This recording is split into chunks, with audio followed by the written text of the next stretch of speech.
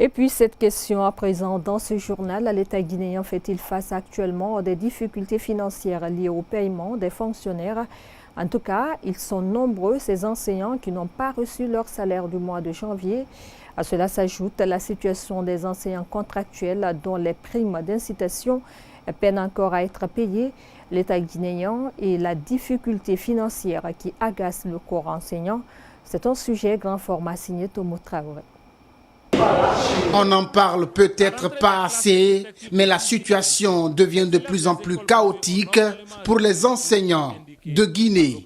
L'une des préoccupations majeures des fonctionnaires, précisément des enseignants aujourd'hui, c'est le retard dans le paiement des salaires de certains enseignants, ou d'ailleurs le non-paiement pour le mois de janvier. Il y a des enseignants qui nous ont appelés de l'intérieur du pays, même à Conakry ici, qu'ils sont encore au billetage, ils ont leur bulletin de salaire, ils ont tiré, mais ils ne sont pas en possession de leur dû. Si aujourd'hui, nous sommes le 15, et que beaucoup d'entre nous, qu'on soit enseignants ou fonctionnaires d'autres corporations, ne rentrent pas en possession de leur dû, ça peut créer assez de problèmes.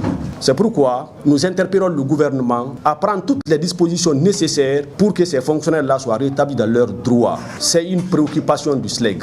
Chez les enseignants contractuels, le constat dépasse l'entendement. Il y a de cela 4 mois, plus les 12 autres mois, ça fait 16 mois que les enseignants contractuels sont en train de mourir à petit feu dans les localités les plus reculées de la République de Guinée, au vu au su de tous les responsables, de tous les décideurs. Non, on se dit ici que c'est un manque de volonté de la part de ces autorités, c'est parce que l'éducation n'est pas encore une priorité en République de Guinée. Sinon, vous n'êtes pas sans savoir qu'à l'intérieur du pays, plus de 70% de l'effectif du personnel enseignant sont des enseignants contractuels.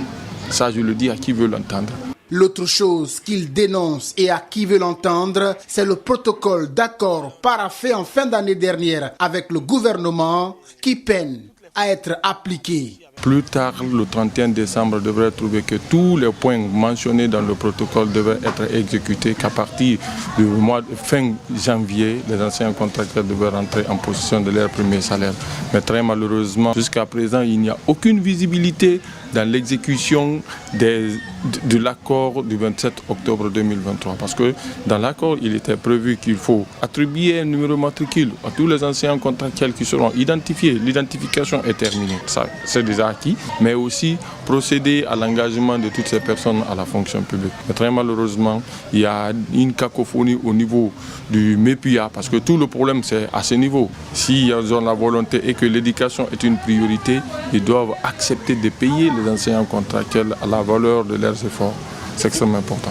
L'État guinéen est-il financièrement dos au mur jusqu'à être incapable de payer ses fonctionnaires? La question revient sur plusieurs lèvres actuellement.